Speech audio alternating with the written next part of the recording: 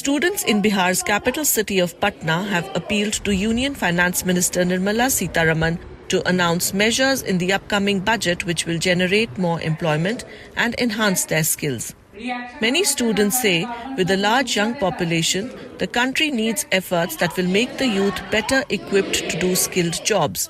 To enable this, according to students in Patna, the government should open more technical institutes like IITs and medical colleges and increase intake in existing higher educational institutes. IIT colleges हैं और हमारे NEET के लिए भी जो भी colleges हैं वो और बढ़ें और जितना ज़्यादा अनएम्प्लॉयमेंट हम लोग को देखने को मिलता है उसके अकॉर्डिंग जॉब का बहुत ही चांसेस कम है, तो हम लोग तो यही चाहते हैं कि एम्प्लॉयमेंट बढ़े। बजट के अकॉर्डिंग तो कोई भी यही चाहेगा।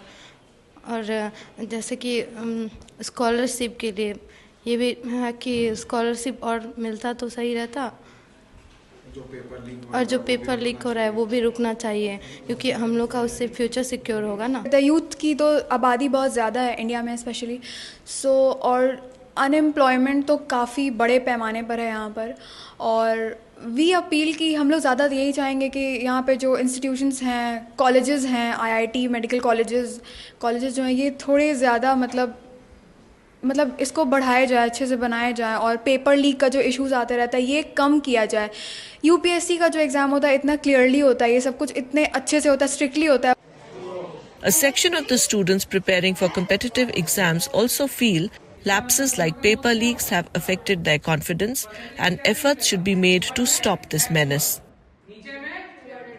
हम खुद मेडिकल के स्टूडेंट हैं। हम चाहते हैं कि हमारे देश में मेडिकल सीट्स और मेडिकल कॉलेज बढ़ाया जाए जिससे हम लोगों को और फ़ायदा हो। हम लोग इतना मेहनत करते हैं और पेपर वगैरह लीक हो जाता है जिससे हम लोग को परेशानी होता है। रोज़गार बढ़ाए तो हम लोग को नौकरी मिलेगा, स्कॉलरशिप भी देगा और मेडिकल सीट बढ़ाएगा तो हम लोग को और फ़ायदा भी होगा। मेडिकल कॉलेज की संख्या बढ़े और सीट्स भी बढ़े। According to some students, for the youth of India to be on par with the rest of the developed world, more investments need to be made to improve basic infrastructure in the field of education. Bharat का जो भविष्य रहे वो लंबे समय तक अच्छे से आगे बढ़े, मतलब विकास दर को छुए, न सिर्फ वृद्धि करे बल्कि विकास भी करे। ऐसी कंडीशन में हमें पूंजीगत निवेश को बढ़ावा देना होगा। सरकार अभी भी पूंजीगत निवेश को बढ़ावा दे रही है, लेकिन समस्या ये है कि प्राइवेट प्लेयर्स आ नहीं रहे हैं इसमें।